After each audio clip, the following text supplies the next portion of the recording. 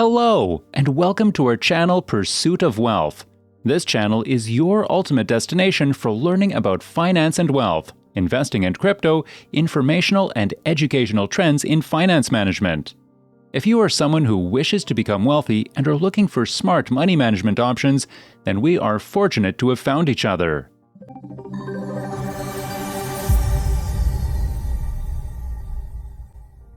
Managing your finances is entirely different from earning money or even spending it. It is also seemingly the most difficult out of the three. Why? Let us look at all three quickly. You go to work 25 odd days, and then you get paid for those 25 days at the month's end. Similarly, you pay off your liabilities and debts and spend some cash on yourself when you finally have the money. But the time when the money is in your hands and the time before you spend it so eagerly is the time you need to think over how to manage your money more efficiently. Managing one's finances isn't a walk in the park. It requires determination and focus. So, how is something like that possible? What solution is there to this problem? The 50-30-20 rule, of course. Origin. For a bit of history on this rule, it was popularized by Elizabeth Warren, a Harvard law professor who coined the whole term. It was designed as a rule of thumb for working-class families to plan out their finances and budget to prepare for any unfortunate event that might take place in the future. Because in today's day, you need always to be ready for any problem. What does it tell us? The 50-30-20 rule is a budget rule that tells you to divide your expenses into three core areas: needs, wants, and savings, and then utilize the money.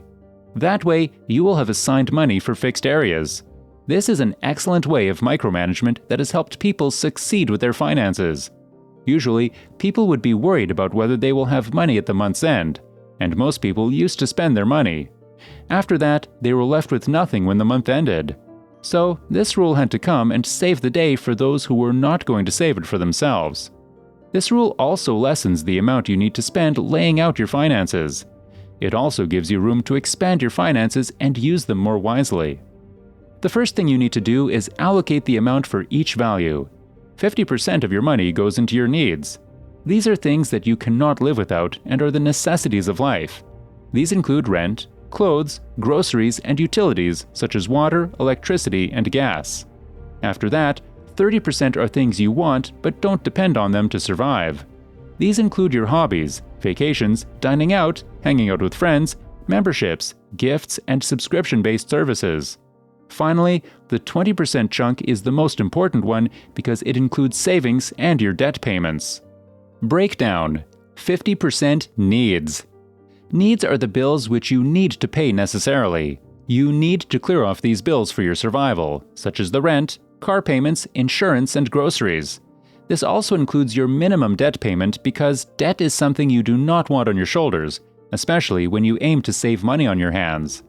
The 50% in your budget are your needs which are must-haves, and these aren't reduced either. The thing to know about this allotment is that it doesn't contain any luxuries such as Netflix, Starbucks, HBO, and dining out. All these things come in the next section, which is 30% of the money you earn. If you spend more than 50% on your needs, you will have to cut down massively on your wants. A better idea would be to live frugally and downsize your lifestyle, perhaps moving to a smaller home or having a smaller car.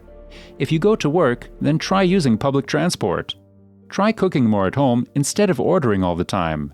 All these things will help you live with more money on your hands, so try doing this if you're bad at saving money. Enjoying till now? Please hit the like button, share, and comment. And yes, keep watching. 30% wants. You've probably learned the difference between needs and wants. Wants are all those things you spend your wealth on that aren't essential, such as movies, vacations, hangouts, a new phone or laptop, or improved internet speed. These lifestyle upgrades require money, and although they will give you a better lifestyle, they aren't necessary changes to make in your life. It will be so convenient for you if you tone down the wants in your life.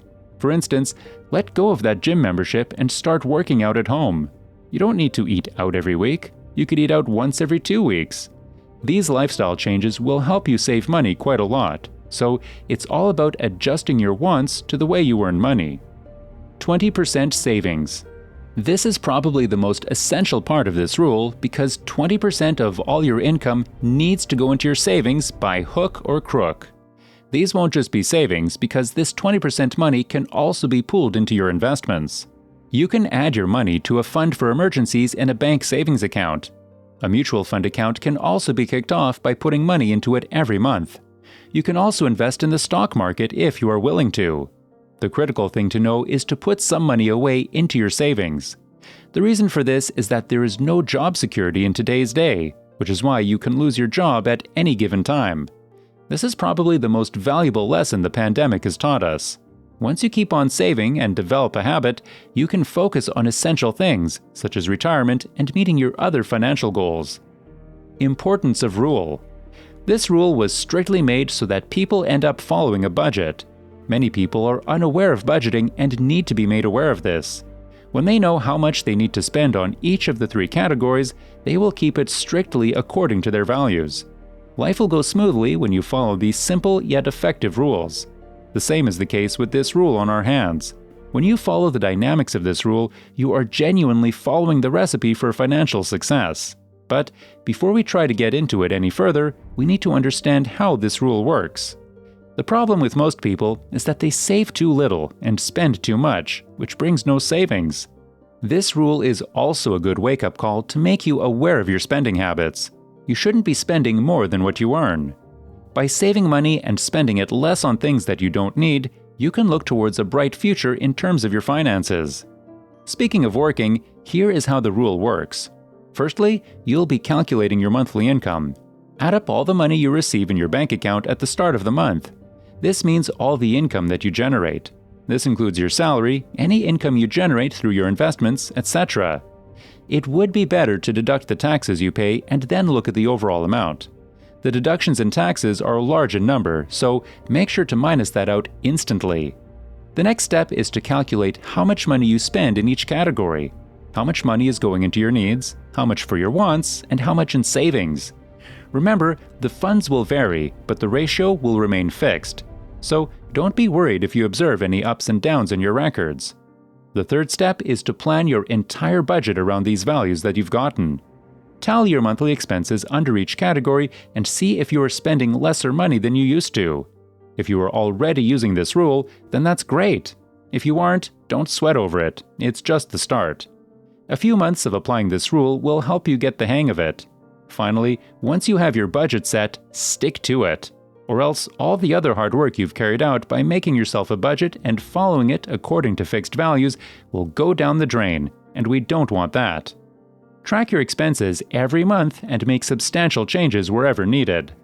Please stick to the spending thresholds because they will benefit you in the long run. It will be better to move forward while planning how much money to spend and how much to save. Impact. So now that you know what the 50-30-20 rule is, does it guarantee you efficiency with your money? No, it doesn't. Some discrepancies come with it. For instance, it is sometimes hard to classify your spending according to categories. Sometimes your budget can go above the expected amount. For example, you spend more money than usual on food in the holiday season. That is something out of your control, so you can't make adjustments in such situations. Other than that, this rule might be hard to follow for people earning a low income. If you're struggling to make ends meet, saving even 20% of your income will be challenging. This is only a consensus, but many people save money more than they want to. This budgeting scheme may fail because if you plan to retire early or want to buy a better house, 20% savings every month won't be enough. You'll have to put more into your savings if you want your money and aspirations to go hand in hand. Even if the rule is involved or not, you'll still need to track your budget at the end of the day. Of course, you cannot spend all your money on food or luxuries. Budgeting has to be done one way or another so that your money gets spent and saved the right way. If you let it be, the 50-30-20 rule will be a game changer for your finances. This isn't a hack, nor does this guarantee that you'll be a millionaire at a specific age. But it sets out your money in such an intelligent way that it will benefit you later on. This budgeting rule is going to make your life so much easier. Don't believe us? Then it's time to try it. Use it the right way and watch your expenses and savings go up. Please subscribe to the channel, like the video, and press the bell icon for more amazing content about wealth management and finance-related videos. Success is coming your way. Keep your doors open. See ya till the next time.